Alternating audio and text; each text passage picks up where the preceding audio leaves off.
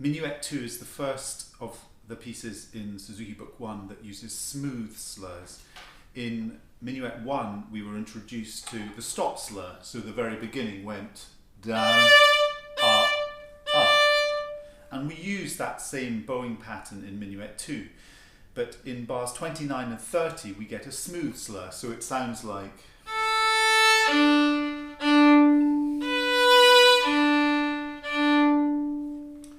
So to learn the smooth slur, we start with our stop slur.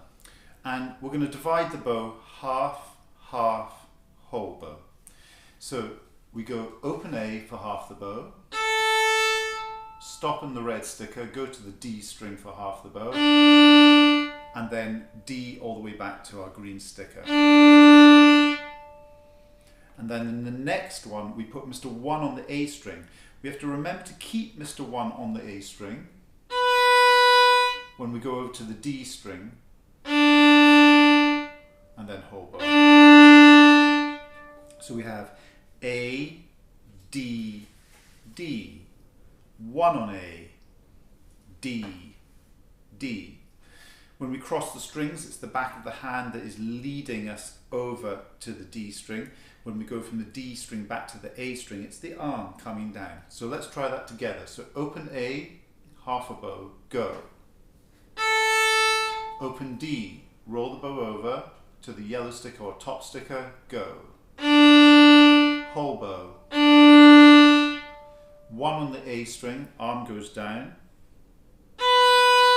to the red sticker, roll over to the top sticker, whole bow D.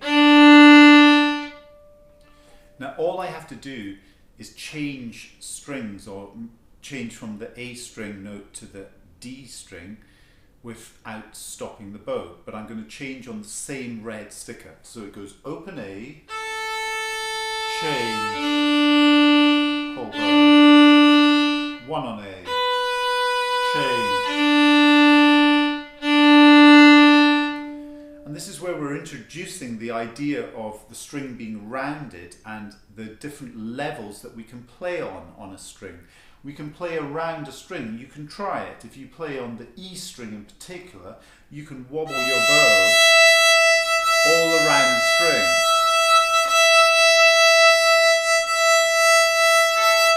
Now we can do the same on the A string. And on the D.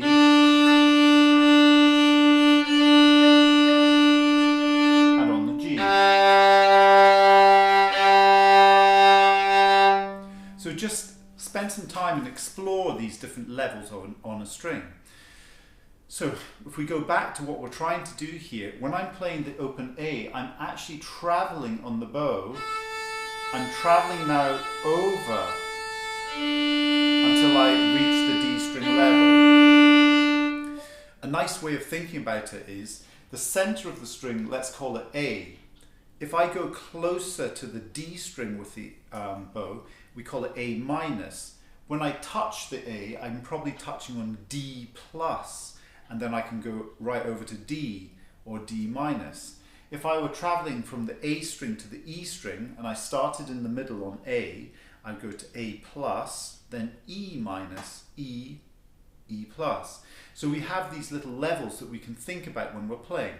So as I play that open A and I'm traveling towards the D, I want to have traveled across to the A minus and then arrive on D plus exactly on the red sticker. Let's try it. Ready, go. A minus, D plus. Now let's try the same thing with 1 on the A string going over to the D. So the 1 has to stay down. If it doesn't stay down, you're going to hear an extra note. But also in the next bar that follows, we have a low Mr. 2. So if I keep my 1 down, then I've got a guide for that low 2. But it's more important to think about in terms of string crossing. The finger that we're playing on has to stay down, because otherwise you'll hear this extra note if I lift it too early. Did you hear that extra A? So I keep it down until I'm on the D. But in this case, I'm going to keep it down all the way through because of that 2. So let's try it smooth again. Half bow, whole bow, open A. Then we do one on A, open D, whole bow. Open A, ready, go. A, D, D. One on A.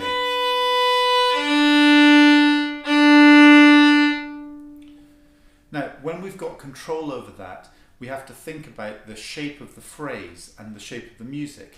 When we're playing in 3-time, the first beat is the strong beat, and it's strong, weak, weak. So this is awkward because on the third beat of this particular passage, we only have a crotchet, and the first two notes being slurred together are the equivalent of a 2-beat note. So we might have travelled quite far up the bow, and then we have to come back. If we do this, we can get around that. I'm going to lean on the first beat of the notes. So open A is going to be the strong one. I'll lean into it, and then I'll lighten, and I'll try and condense the bow. I imagine that this bit here is like a magnet. So as I'm pulling my down bow, the magnet is pulling me back. So it's actually a very, very small amount of bow that I'm going to use. A small, heavy bow. So it's going to go strong, weak. And then on the next note, I'm going to play it, lift the bow off the string and let it travel back in the air. So it looks like this. Open A, strong, less, and then a little D, and I travel in the air back to where I started. Now I put one down on the A string and do the same.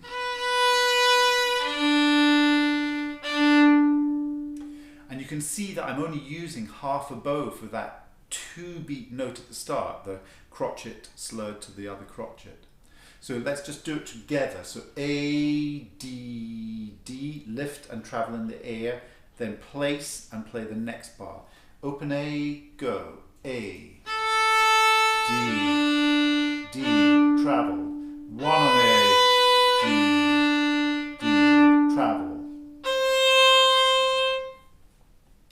So this has got to be played with grace and elegance. Let's try it and hear how elegant you can be. Imagine that you're dancing as you hear this music.